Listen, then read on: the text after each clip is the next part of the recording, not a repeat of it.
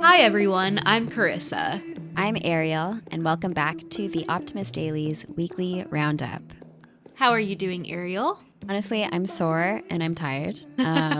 It's morning for you in California, but it's late afternoon for me, and I had my personal trainer come. Ooh, exciting. Yeah, I've been taking the advice on all of these fitness articles that we have on the Optimist Daily that says especially women need to focus on strength. So I'm doing it, and it's good. Hesitant, but yeah, I mean, I know that it's so good for my health, and I think I mentioned on the podcast maybe that I need to get knee surgery. So part of this is also building up strength so that I can bounce back from getting my kneecap screwed on properly. yeah. So it's good, but I am definitely feeling it. I totally feel that. Speaking of fitness, I've been investing in a summer challenge called Don't Drop, Stay Hot at my yoga and Pilates studio. Oh. And if you do over 50 classes in the span from the beginning of June to the end of August, so we're about halfway through, you get entered in some really cool prize drawings. So I'm really trying to get past the 50 class mark. So I feel the soreness, and I also feel the strength training because I really need to invest in strength training more. And last night I was just I don't want to undersell myself because I know using the 5-pound weights is still good, but it's kind of intimidating seeing people carrying the 15-pound weights in the Pilates classes, and I'm like, the 5-pound, I'm like over my head. So that is my goal, is to go up in weight at some point. By the time you are finished with 50 classes, I'm sure your weight would have gone up as well. That's the great thing about working out. If you just do it right and you do it safely and you're committed, then the muscle gets stronger. Yeah, exactly. So summer resolution, go up in weights maybe to the 8-pound ones. So we'll see. I'll report back. Yeah, stay tuned for our fitness journeys. Yeah, exactly. And of course, also all of the solutions news and the positive news that we put out. Before we jump into the solutions that we featured this week, let me remind everyone really quickly that we have a daily newsletter that is free for everyone, and that way you get all of these solutions into your inbox.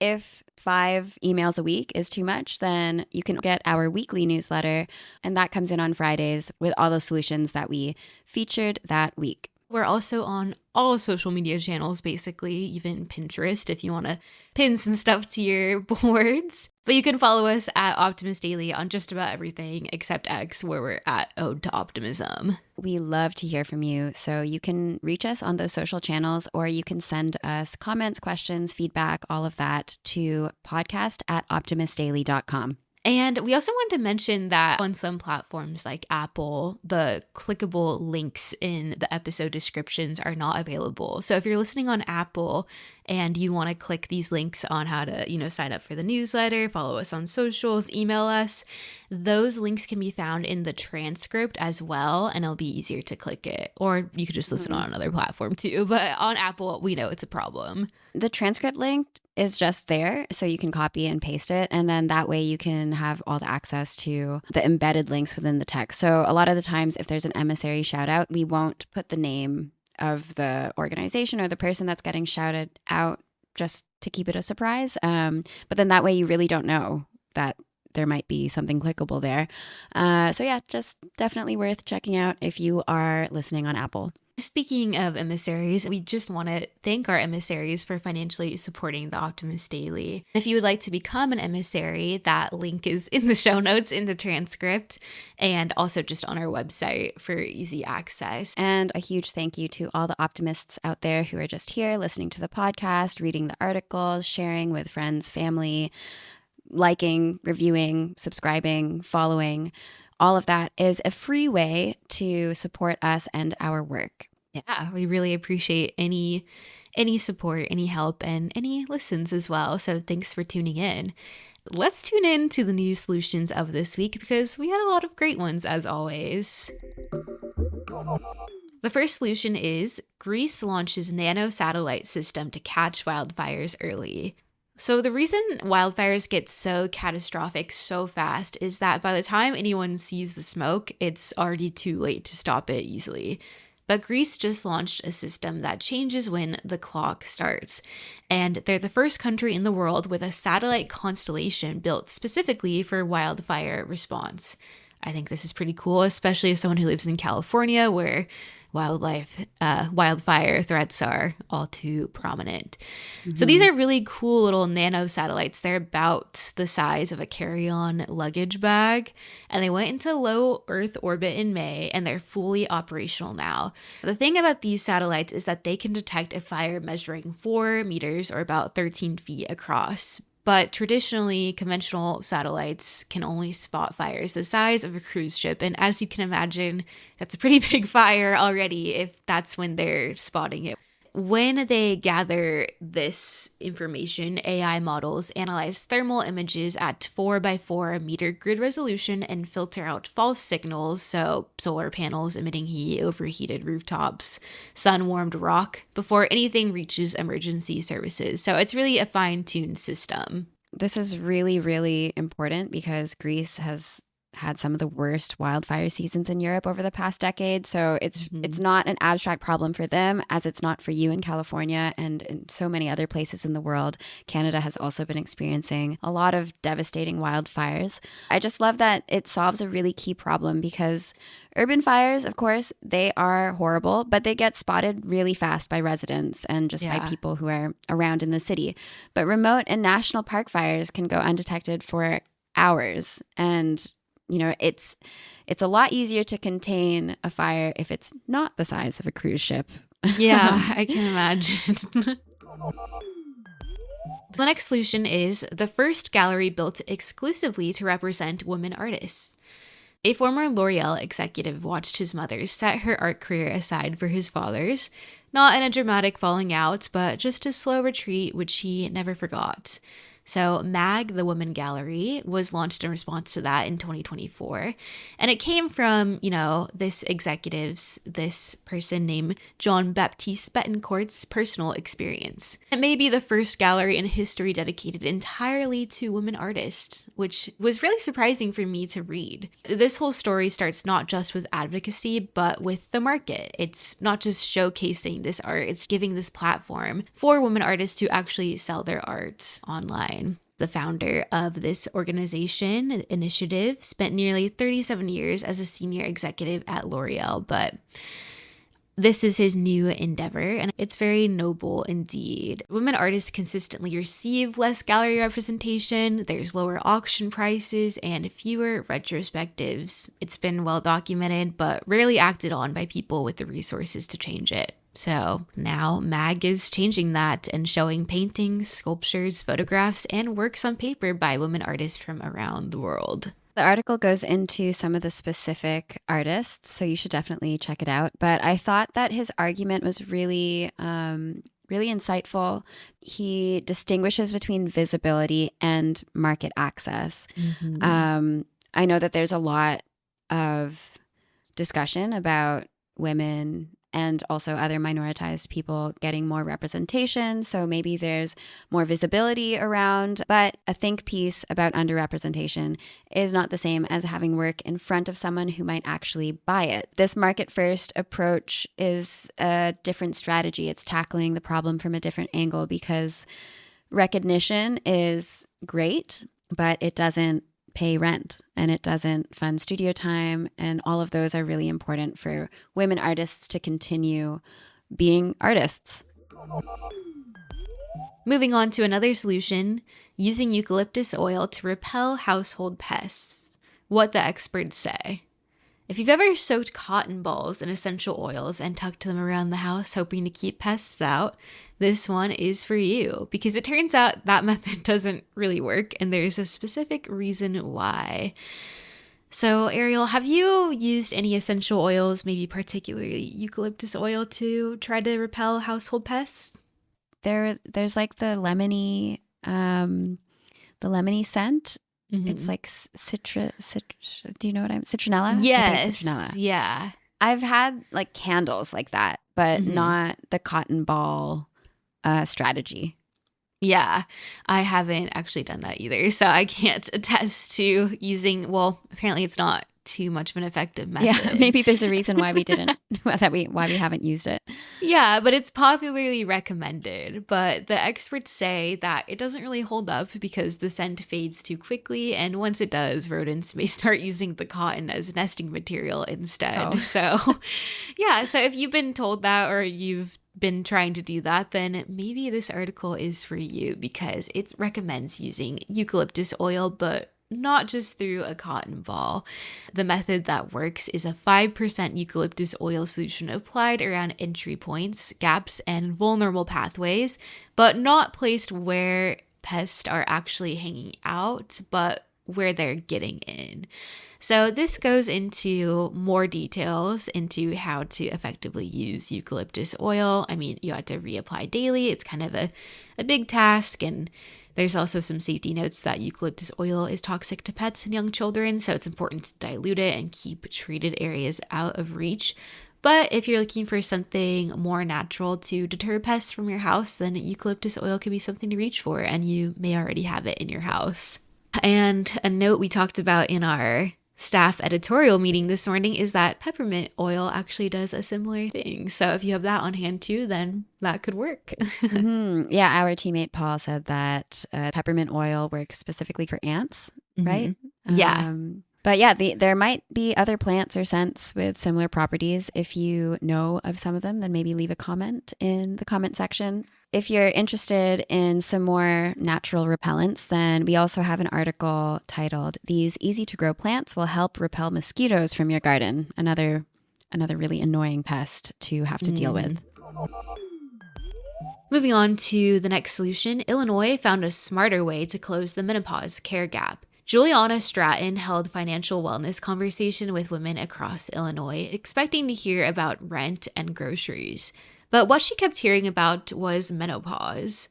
So the bill that just came from those conversations just passed unanimously, and it didn't add a single new training hour for healthcare providers. So another surprising thing that I found out this week is that Illinois is the first state to fold menopause care training into existing implicit bias awareness requirements for licensed healthcare professionals. There's no new hours and no new mandate to include this training, but it's just going into what already exists. And I was surprised, well, I guess not surprised, but I mean, the number is always shocking that 70% of women who seek medical care for menopause symptoms don't receive treatment, which is really unfortunate because menopause symptoms are very difficult to deal with. I haven't had to deal with it myself yet, but I know one day I will. But knowing older women who have, I know it's a difficult time to go through. I was also intrigued to find out that menopause-related productivity losses cost over $150 billion globally. That is not a small chunk of change. Not at all. Before this bill was passed, Illinois had fewer than 200 physicians certified as menopause health professionals in a state of nearly 13 million people. So that is definitely underserving their population. A quote from Stratton that stood out to me in this article was that it's not treated as a public health issue, and it, of course, being menopause, it's treated as a personal issue, and we need to change that. I like where this is going, that there's a visible cultural shift in how menopause is being discussed more publicly. It's more frank, it's less whispered. It's kind of related to period shame and the stigma with that. There's so many things that we have to deal with as women, and we shouldn't have to do it privately. It should be something that we can be open about and something that gets government support. Juliana Stratton, she is the lieutenant governor of Illinois right now, and she's currently running for the U.S. Senate. But she has been going through perimenopause undiagnosed as a senior elected official, and so it kind of makes this story land a little bit differently than statistics alone because, you know, she's also going through this and talking to her constituents and finding out that they're also going through the same thing and want this addressed in policy is super important. The final solution I have to share today is how Paris uses the Seine River to cool thousands of buildings without AC. Most cities facing record heat are buying more air conditioners, which is making the problem worse. But Paris took a different path about 30 years ago, and now it's about to get a lot bigger because we know France, Paris has been very hot. Mm-hmm. Basically, every AC unit dumps heat outside, so millions of them collectively raise street temperatures, and that's the very thing they're trying to fight, of course, is not having this urban heating. They need to cool it down instead. Paris has 120 kilometers or 75 miles of underground pipes that pull cold water from the Seine and distribute it to buildings like a utility. And the heat exchange system here is really elegant because there's two parallel pipes with a metal wall between them, and warm building water gives up its heat to cold river water, and the two fluids never touch. Paris has plans to triple this network in size by 2042 and hopefully reach 3,000 plus buildings across the city. And the priority is hospitals, schools, retirement homes, and daycare centers. Thank goodness that they started this 30 years ago. Yeah. Actually, Stockholm does something similar with the Baltic seawater, and Toronto, where I grew up, uses Lake Ontario. But the model isn't necessarily like copy paste. There has to be certain environmental factors at play. So this is a really great solution for Paris and for other cities with similar environmental situations. But yeah, we're all going to have to get creative depending on our situations. I will be moving on to the sixth solution, titled The 30% Parenting Rule: How to Raise Securely Attached Kids. Now, most parents have had a moment they're not proud of. Maybe their voice gets harsher and then they say things that they wish that they could take back. But fortunately, the research on raising kids with secure attachments say that these moments aren't usually the ones that matter most. It's actually what you decide to do after losing your temper that matters. So I think we've all heard about gentle parenting and this standard on social media that sets an impossible bar of being always regulated, always composed, and always absorbing whatever the day delivers. Have you heard of this, Karissa? Oh, yes, I've definitely heard of this. But I feel like and this article shows this, that there's kind of a pushback against gentle parenting. No one is going to be perfect at being a parent. I mean, I'm not a parent, you're not a parent, so of course we can't really speak on that experience. But licensed counselor Tracy Carson says that nervous systems in general were not designed for constant regulation. Mm-hmm. There's a reason why we have the fight or flight response, and parents are activating it constantly because having kids can be, of course, beautiful, but also chaotic and triggering, probably. Yeah, and everyone is a human at the end of the day. Basically, if you lose your temper, that's to be expected because you're human. But the most important thing is that you try to make amends with your child, because every repair builds a neural pathway in a child's brain that tells them and teaches them that relationships are safe and disturbance is survivable. And then the person that you love always comes back. And that creates a sense of security and safety within the child. The absence of repair builds the opposite pathway, and that's the one that says, okay, parental figures are not safe and they might not come back. That creates obviously a feeling of insecurity and unsafety. If you're wondering what repair looks like in practice, first you have to regulate yourself. So you can always ask for a minute, even from your kid. You can just be like, mommy or daddy, or, we just need a minute. Then name your own behavior. So for instance, you can say, I'm so sorry I lost my temper, and then offer connection, whether that's giving a hug or just sitting close. And family therapist Olivia Pham says that repair can even begin in infancy, even with a newborn coming back after a hard moment really matters. The seventh solution is titled 5 French Principles for Eating That Americans Would Do Well to Borrow. So another solution regarding France. But I think it's safe to say that Americans have tried pretty much every diet framework, from counting macros, cutting carbs, intermittent fasting, the whole selection.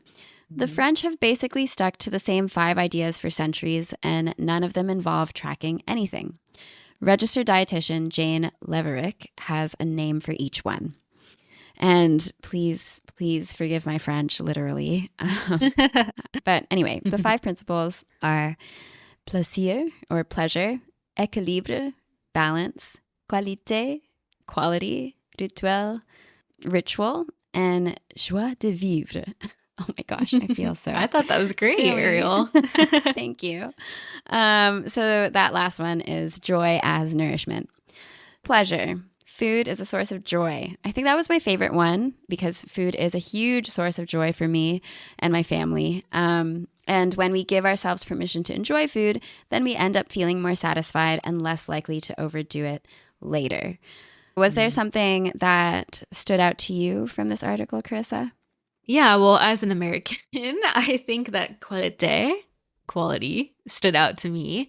And that is about less food and more attention to the quality of food that is around you. And so incorporating fresh, seasonal, and thoughtfully prepared food into your diet is really important. And it's worth paying attention to what you're tasting because it turns out to be kind of its own portion control. I was thinking about this one, and in America, a lot of people don't have access to a lot of like fresh or in-season food. In California, we're kind of spoiled because we grow a lot of that here. And so we do have access, but at the same time, it's just kind of different because we still do just like go to the supermarket and stuff to get all of our food. And, you know, people are so busy in America typically that, you know, we don't have time and stuff to like cook, and it really turns out into eating out or just popping something processed into the microwave or oven. So I think turning to quality is very important. And that's definitely something I've been trying to incorporate a lot more, but it requires a lot more going to the store and thinking about what I'm going to prepare. So, yeah.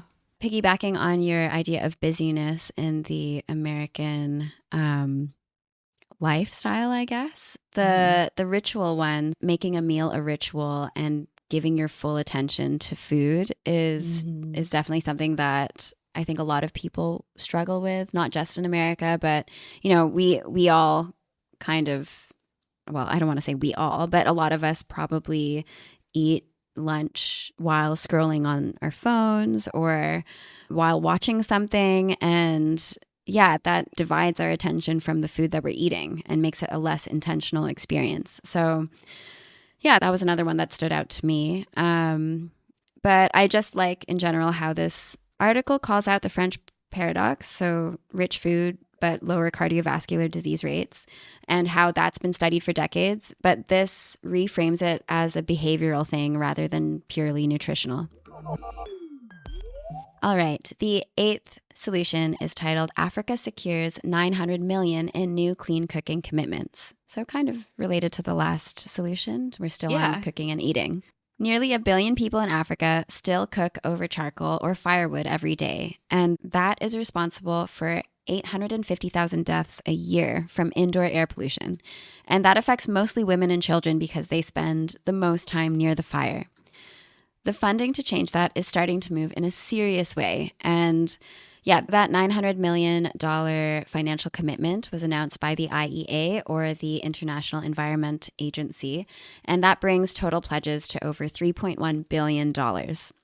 Nearly 1 billion people across Africa lack access to clean cooking technologies, and those technologies would be like ethanol, biogas, and electric stoves.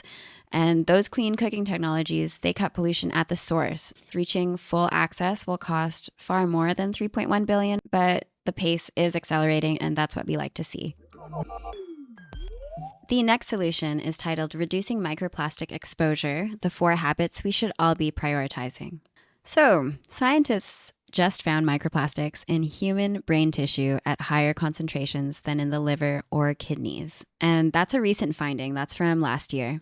A year before that, so 2024, a single liter of bottled water was found to contain hundreds of thousands of nanoplastic particles. We've gone from microplastics are an environmental problem to microplastics are inside our brains. And that's just really freaky deaky to me. I don't like thinking about that. It's affecting our inner environments, which I guess it will motivate us to act faster in a way.